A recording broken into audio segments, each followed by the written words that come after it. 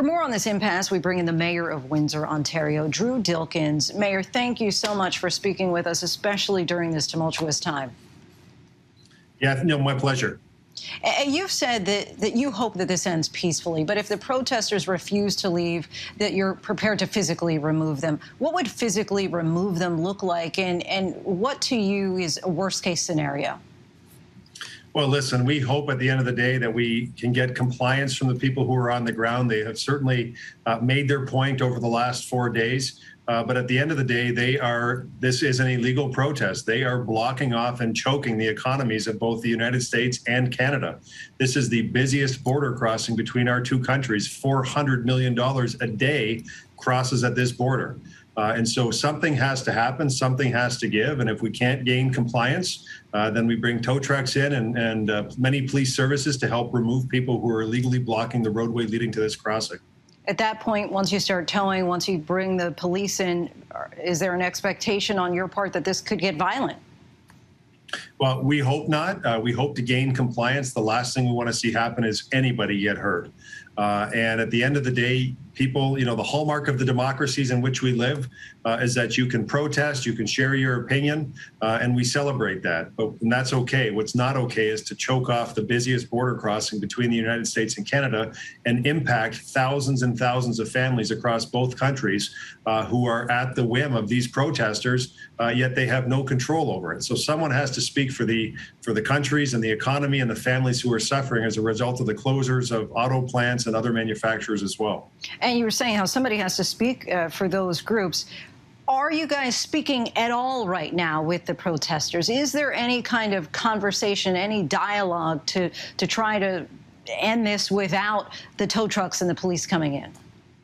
Police have had dialogue and negotiations with the protesters since the early hours of the protest. But I can tell you what we have on the ground here is really a leaderless movement. You have people who are professional protesters who are here. You have people protesting climate change, protesting vaccine mandates. You have people, this is effectively somewhat like a protest or a rally at a G7 or a G20 meeting, people who are anti-government.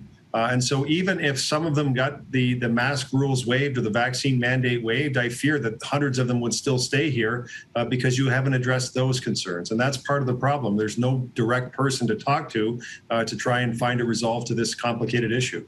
And so, Mayor, what do you feel that you need the most right now? What kind of resources could Windsor benefit from to handle this situation? Well, we have put a request into both our provincial and federal governments asking for more boots on the ground. Send us more police officers so that we can help deal with the situation that we have in front of us. And at the end of the day, we want this to end peacefully. We don't want anyone to get hurt. But left with no other choice, we'll have to bring equipment in and start moving vehicles off the road and get this economy humming again. You talked about how you have these professional protesters who are already showing up. Are you concerned that this could become even more widespread, that other outside forces might join? Is there any indication at all that the protesters are packing up and going home, or does it seem like it's a larger crowd every day? Well, that is one of the important calculations here, is that if we move out 200 people that are protesting today, do we have 400 more who show up tomorrow? And so plans have to be made to deal with that scenario, and police are working on those plans as we speak.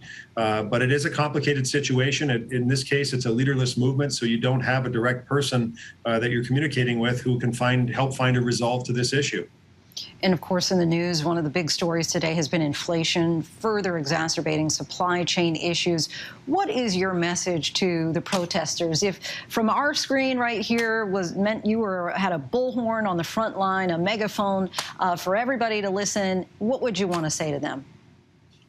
Folks, we hear you. We've heard you. Your protest is well understood in terms of the message you're trying to convey about vaccine mandates and anything related to the pandemic. And we've all lived through this together. We're all frustrated by it, but we're so close to the end right now that, you know what, we can't afford to choke our economy when it's already been hurt so bad because of 2 years of this global pandemic.